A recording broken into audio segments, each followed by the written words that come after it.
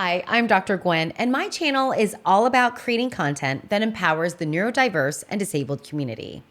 In this episode, Dr. Samantha Valasek joins the show to help us understand what occupational therapy is, how sensory processing plays a role in basically everything we do, and how she uses occupational therapy to help people find meaningful engagement in their own lives. Sam has such a beautiful way of breaking down scientific concepts, all while keeping her focus on staying person-centered, client-driven, and non-judging. If you have ever wondered what occupational therapy is and what it should look like, stay tuned.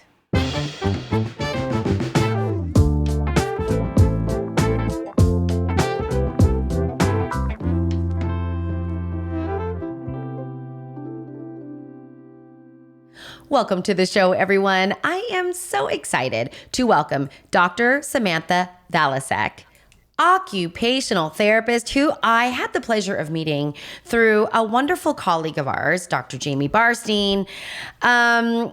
She is here today to really help us understand occupational therapy and sensory integration, and more importantly, how this can really help people live kind of more fulfilling, productive, everyday lives. Wow, I just cut to the punch, really. But Sam, maybe what you can do is let's rewind, and if you could tell the audience a little bit about yourself, I think that would be a great place to start. Sure. Thank you so much for having me, Gwen. I'm really excited to be here. So I am an occupational therapist. I have a private practice in Los Angeles, and I also have the privilege of also working with Dr. Jamie Barstein. She has a group practice called Spectrum Psych LA. My practice is Life Skills Occupational Therapy. And so I get to have the benefit of working for myself and also working with a team, which is amazing. At my practice, I focus on life skills and primarily helping people who are neurodivergent.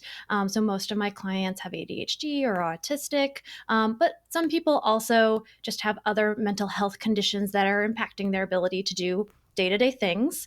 And and so I love my work there, and it's been just making this transition to private practice has also been great. I was in an medical academic setting before, so I have that kind of academia professor hat that I decided to put down because I wanted to be working with people and really bringing my full attention to my clients all of the time. So in the academic world, you're wearing a million hats, and now I really get to focus on the people and making sure that I'm bringing my best to them every day. Yeah, this is so fantastic because I think what is so needed is the translation of your profession into practical ways that life is improved. And, I mean, there is like a very big, I feel like a very big push or piece of OT about with lifestyle redesign, right? That's like, let's like really kind of reverse engineer what kind of life you want to live. Let's look at what's going on. Let's look at the barriers to that's getting in the way of that. And I think oftentimes what happens in our field is that OT or occupational therapy people just tend to think about it as fine motor skills, right? That's it, right? Cutting, writing, pinching, these types of things, when it really, I feel like the field actually encompasses so much more than that. And so I'm wondering if you can just briefly help the audience understand what occupational therapy is. Absolutely. Yeah. We talk about in the field a lot. People really don't understand what we do. And I think we're gaining awareness. There's been movies with an OT in it these days. It's been great. So what an occupational therapist really does is we look at how people occupy their time. So that's where that word comes from. An occupation is how you occupy your time. And the core central meaning that occupational therapists look at in their work is that engagement in meaningful activity is healing. And that if we're just having people do things like basic exercises that have no meaning to them, that does not cause the same sort of integration of the experience that promotes the most effective healing. And so the idea is not just getting people active, because that's why. It's really about getting people active in the things that are meaningful to them. That's the most important thing. And what occupational therapists do is they're very holistically trained to look at the person and their physical, cognitive, and emotional abilities. What are their interests? What are their beliefs? What are their strengths? Of course, what are the things that are difficult for them? And look at what is it that they would like to do. What are those meaningful occupations? So we don't just mean work, but play, leisure, sleep, cooking, childcare, all of these things. And what are the demands of those activities? So what are the physical and cognitive and emotional demands of those activities? And then also looking at the environment that people are doing these activities in. And this can be the physical environment, this can be the social environment, but this can also be cultural and temporal, what time of year, those Mhm. things. And so we're Mhm. trying to always step back and say, not just what is, the person and like, what do we like, we're not going to just sit there and say, oh, you're broken, we need to change you. That's not the idea. It's how do we get a good fit? How do we make sure that you can be as comfortable in the world as possible? You have access to the things that you need to do. You have the supports that you need, because it's not really so just about being independent. It is about independence, but independence is not people free. Yeah. And so independence Yeah. doesn't mean that we do it without others. We are social creatures.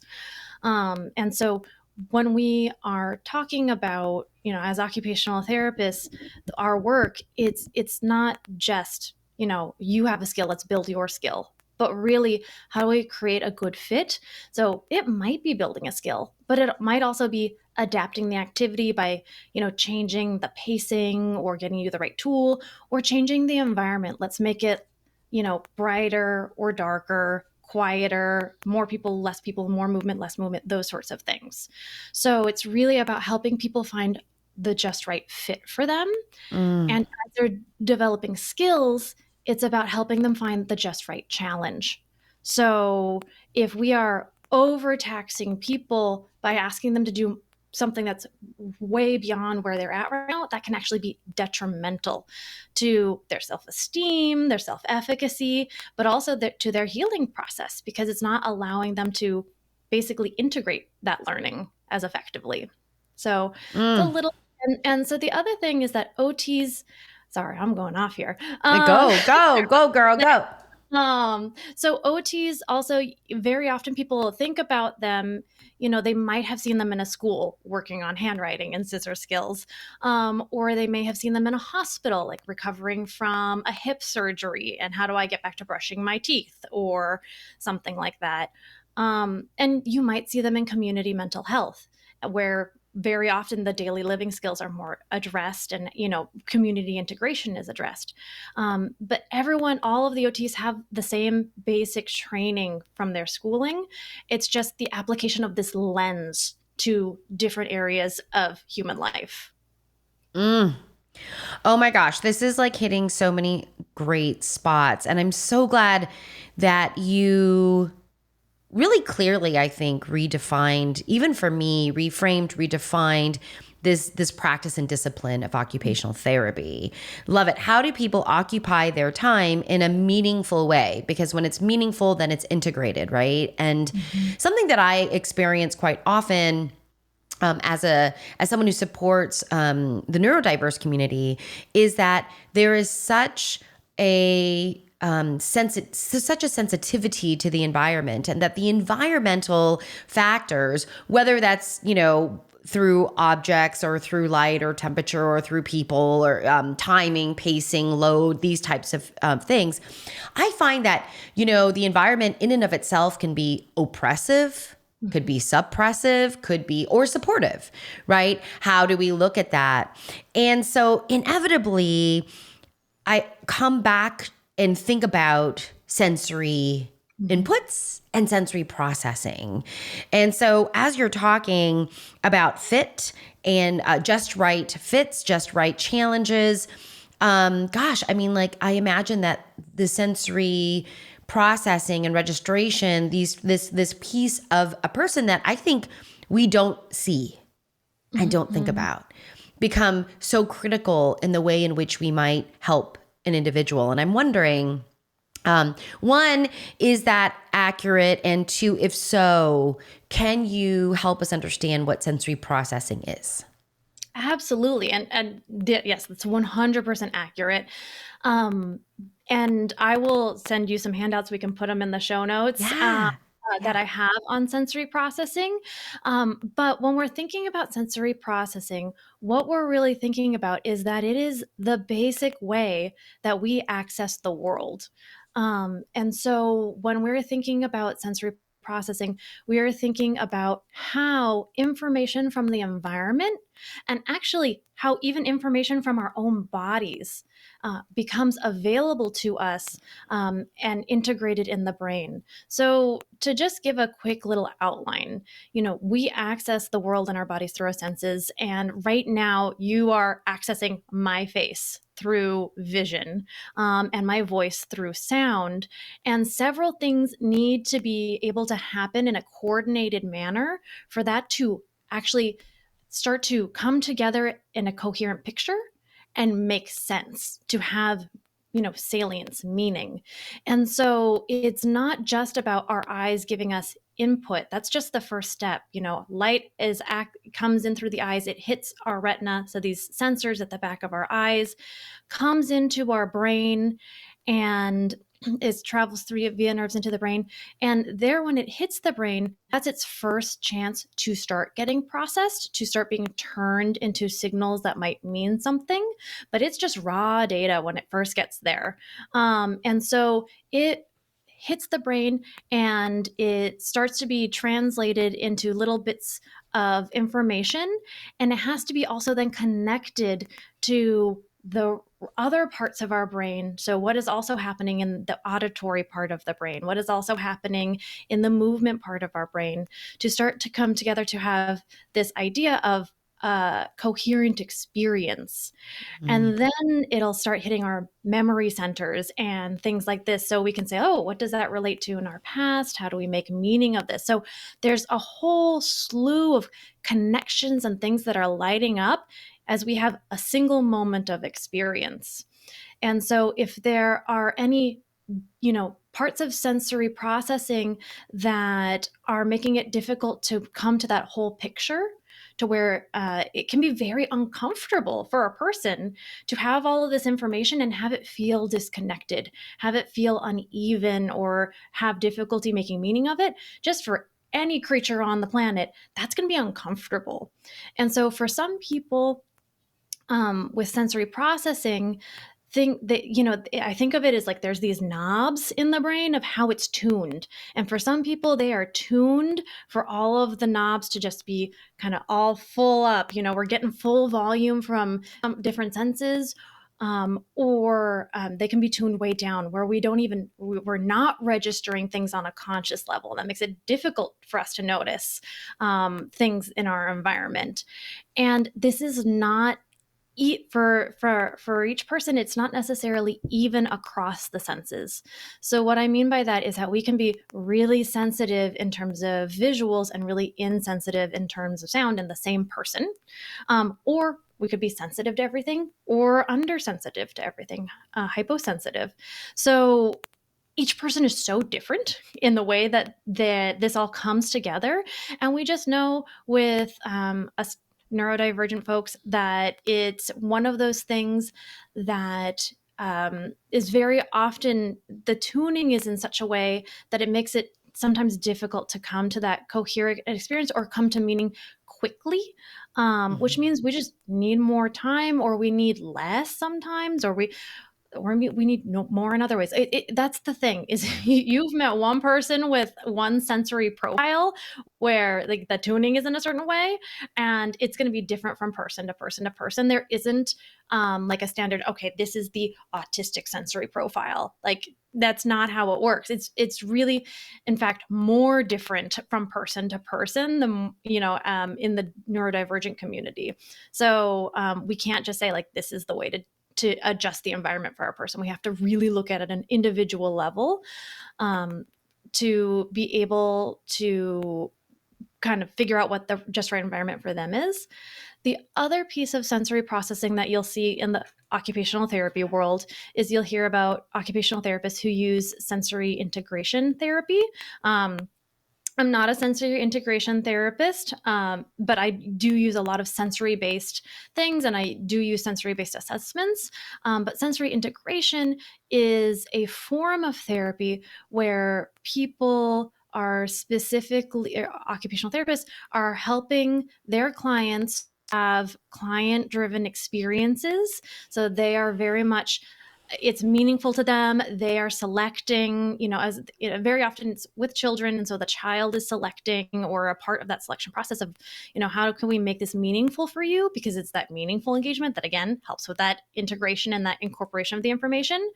And then it's providing them with activities that have specific sensory inputs involved in them that can help them to learn how to respond to their environment in an effective way that allows them to move through the environment, move through their lives in a way that is adaptive. And what I mean by adaptive is not, socially appropriate for, for what everybody wants, but adaptive meaning they are able to reach their long-term goals in a way that feels effective. And hopefully comfortable as much as possible. And those are the things is, when I think about a sensory integration, helping people develop these adaptive responses, it's really so that they can reach their goals in a way that keeps them safe and everyone around them safe, that sort of thing. Yeah. And like this process, this like this kind of sensory registration, getting this raw data, having the brain translate it. What does it mean to me? Oh, now I got to like send it out to the right centers of the brain in order for this to be integrated. And then after that, then maybe I might reflect on what this means to me, right? So often I think we don't realize the first, few steps here that are highly complex, highly variable, highly dependent on how someone is feeling that day, that moment, that hour, that minute, especially if they're quite sensitive to their environments, right? And then we want them already on reflection, right? We already want them on self-reflection. We already want them there. And that in and of itself can be overwhelming, or there can be, and so many of my clients by this time, they avoid or shut down. I mean, this is what I tend to see when the sensory system gets very flooded or overwhelmed, right? So I love this psychologically. This is really resonating with me as a psychologist. How important client driven. Okay, so it's driven by the person who's the only person that can really tell us what this feels like in their body, right? Connected to meaningful engagement, which then leads to integration, right? So the idea of how do we stay comfortable and only get to the edges and outside of comfort with our consent. That all of this is not choices per se, that so much of the sensory pieces, these four kind of steps that, are happening very quickly. And this is the way that this brain is wired. This isn't, I won't do this. I'm choosing not to comply. I'm right. It's not about those pieces, really. It's really, this is the way that this person is in the world right now. Yeah. Yeah. And so I, have a great example like that I think of is I was working with someone, and it was really about, the parents not understanding, like, why is this person that this seems defiant, this seems like why they just don't want to do anything. And really when I checked out, like, okay, what is going on with this person? I just really noticed how much, visual processing was happening very slowly, quick to overwhelm with lots of visual options. Yeah. And so, on a practical level, what this looks like, what this translates to is someone who looks in the refrigerator and you tell them to grab, for example, their can of soda, their preferred can of soda, or I'm not even going to change it. That's fine. And so they understand what that can of soda looks like from a straight on perspective. But then you tilt the soda or you turn it. And then all of a sudden, that label's different, the angle's different, and that's a different image. And for some people, they can say, okay, that's the same object. And for some people, that's really difficult to see that that object is still the same object from that different Mm-hmm. angle. And then Mm-hmm. you put that in a crowded refrigerator that's filled with a whole bunch of other things, and you're telling them to look for something. And so you told them, oh, if you want a snack, you can go just grab it, but Mm-hmm. you haven't set up that environment in a way that's very accessible for them. And Mm-hmm. then you apply that to someone's closet, or you apply it to a grocery store, and Mm. you can just imagine, how this basic level of how things are processed and whether we're able, how smooth that processing is or how well coordinated it is. Um, that makes it really difficult. And, for some people, this can also, the sensory sensitivity in some ways can be, people can turn this and find the strengths in it if in the right environment. Yeah. And that's really important too, is that very often this is, I think of the coding world where someone can just look at a whole sheet, like all of this text, and they can find the deviation in the pattern, sometimes because it's like, Oh, oh, yeah. that's the thing that looks different. Yeah. Or someone who might be like a sommelier.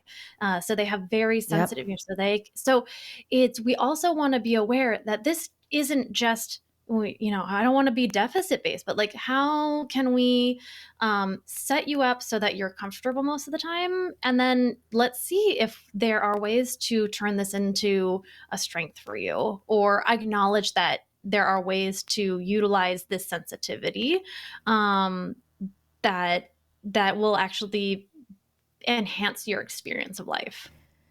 Yeah. And I think, this is very aligned with the neurodiversity movement, Mhm. right? This idea that there is not one way. There's not only one way of being in the world. There's not only one way to think, behave, act, socialize, right? That actually variability is expected.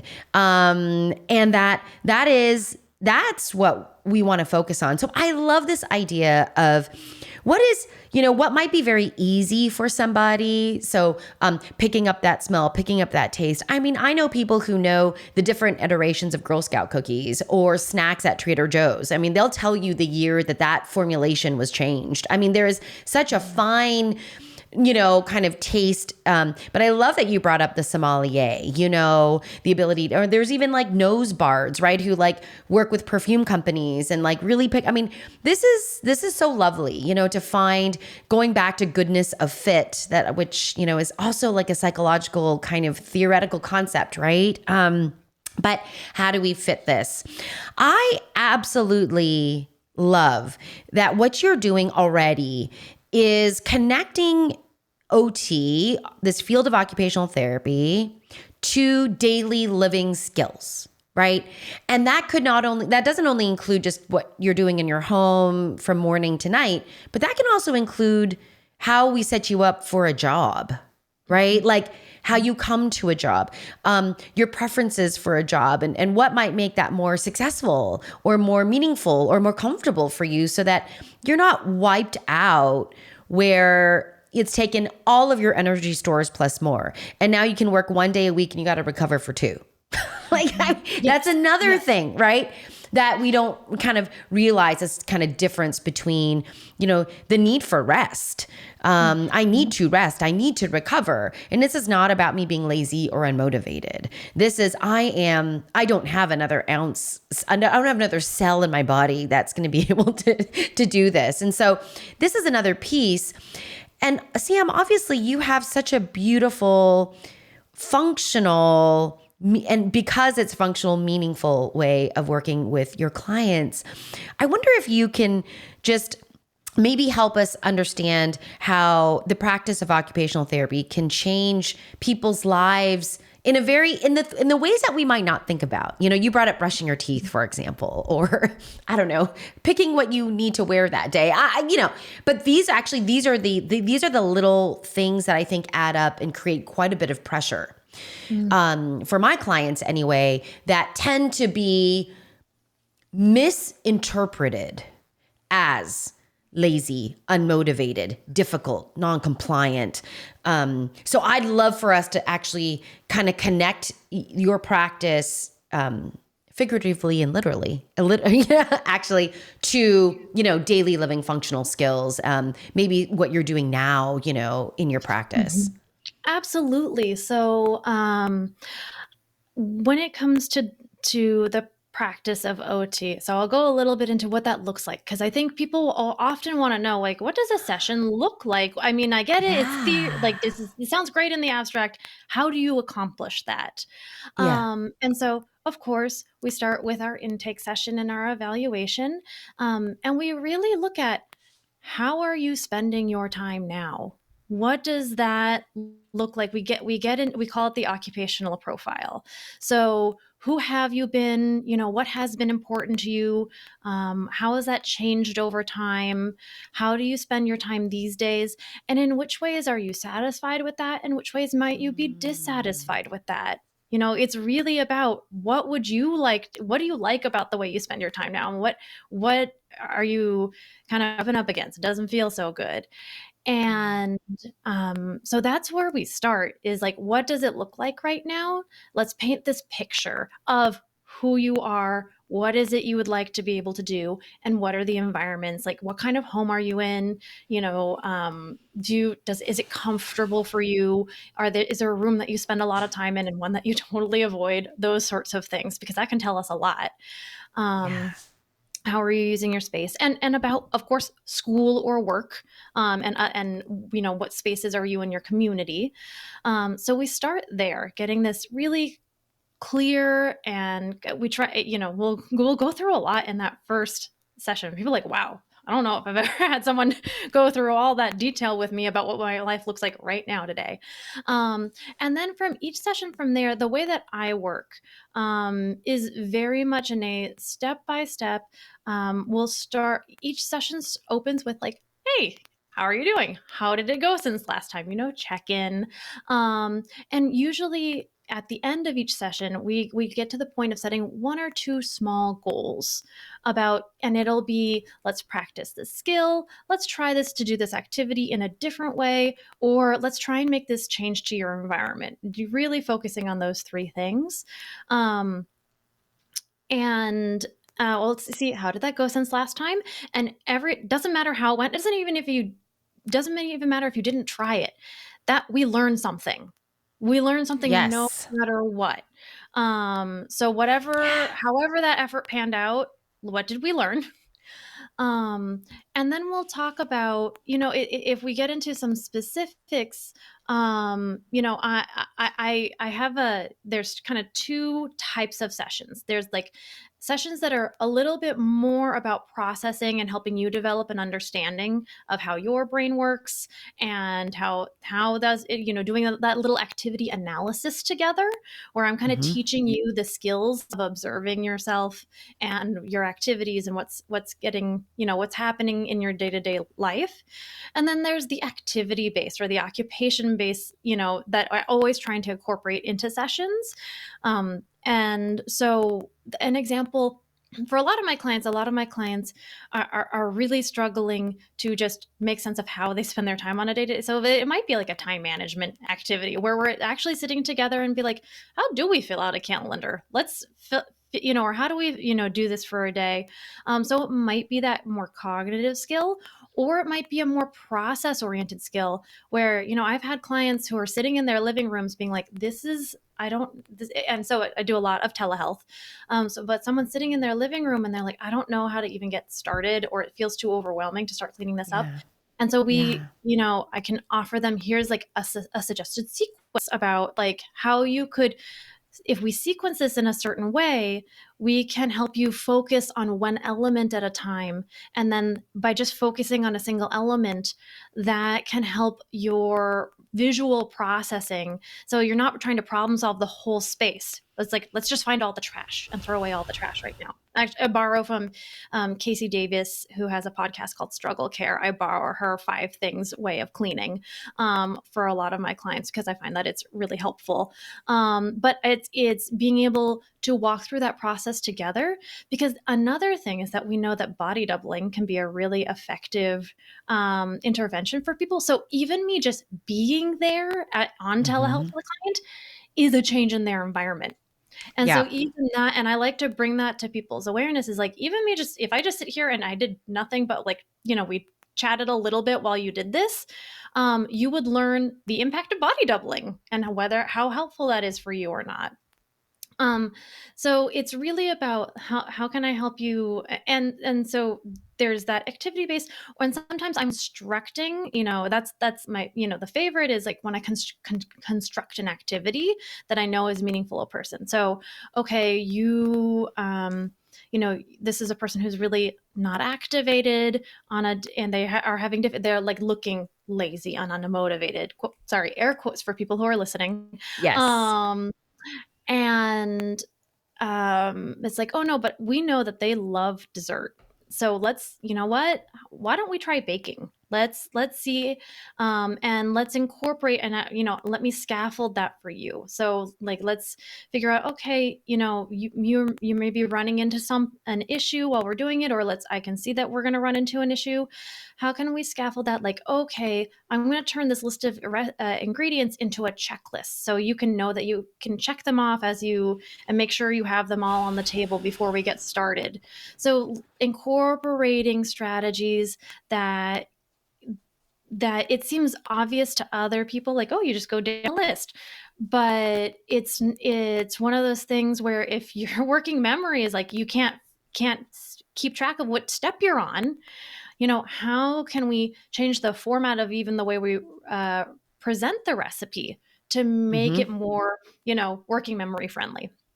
Yep. So it's this combination of basically self-awareness and activity analysis, kind of activities that are kind of in vivo, like this is the thing you need to take care of right now, and then sometimes constructed activities to help people engage in that just right challenge or present something that motivates them. So there's a few different ways a session can go. And then at the end of the session, it's like, okay, of the things that you learned today, what was the most helpful, or what would you like to kind of carry forward or try in the next week?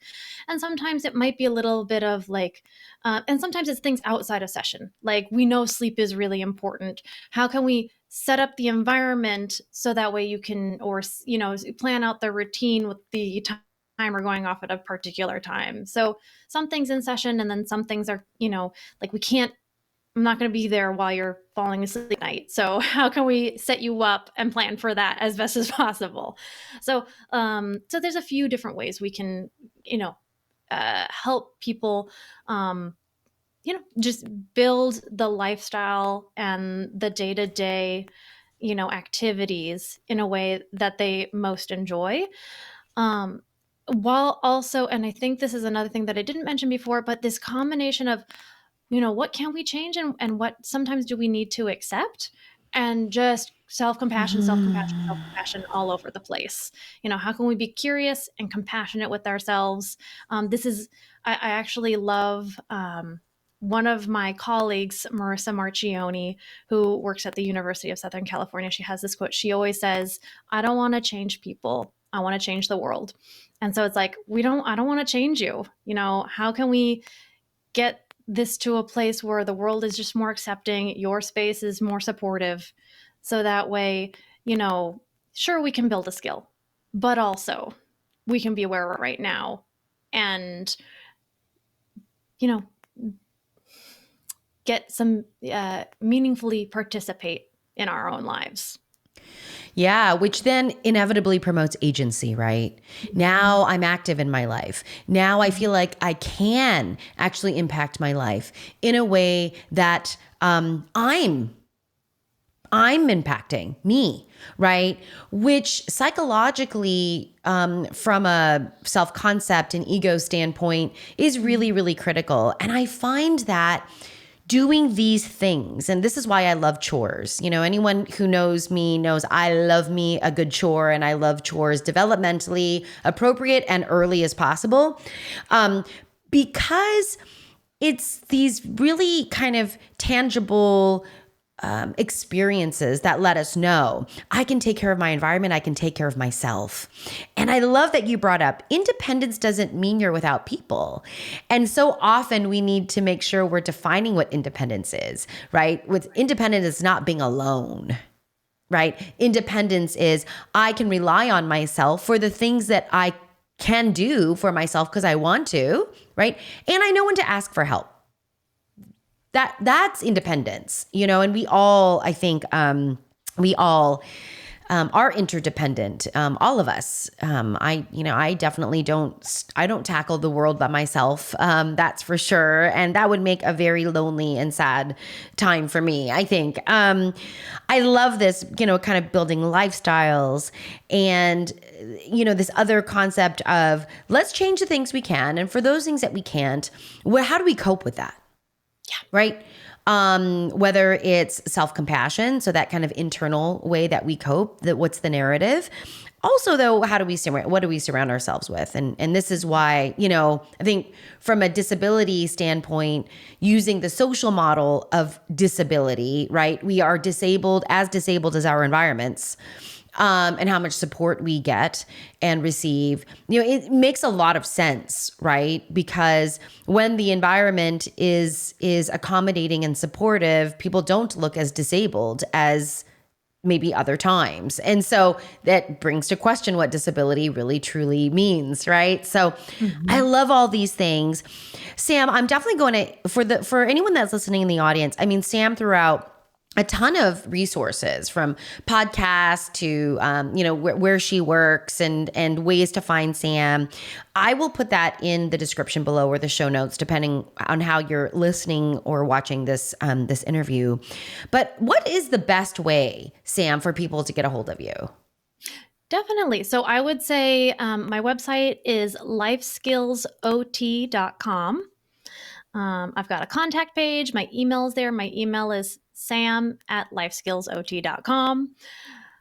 And don't have a big social media presence. Maybe I'll start working on that. But definitely people feel free to email me with questions. I love engaging with this community.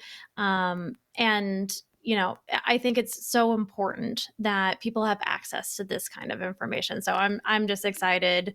Thank you so much. I mean, I can't. This podcast is incredible. I was listening to some episodes this weekend. It was so much fun. Thank you, Sam. And Sam, selfishly, I want to have you back on to talk about some other things that we kind of hit upon, but not really. Interoception would be one of those, just perceiving the space and the environment just in your body, which I think plays such a huge role in emotional regulation. So maybe I can convince you to come back on the show and we can talk about interoception. But anyway,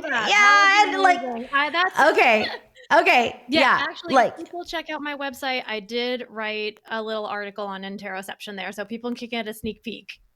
Yeah, let's do that. But thank you, Sam, for coming on and just sharing and being so generous with your talents and your time and your expertise. So thank you so much for coming on the show today. Thank you so much, Gwen. It was a pleasure.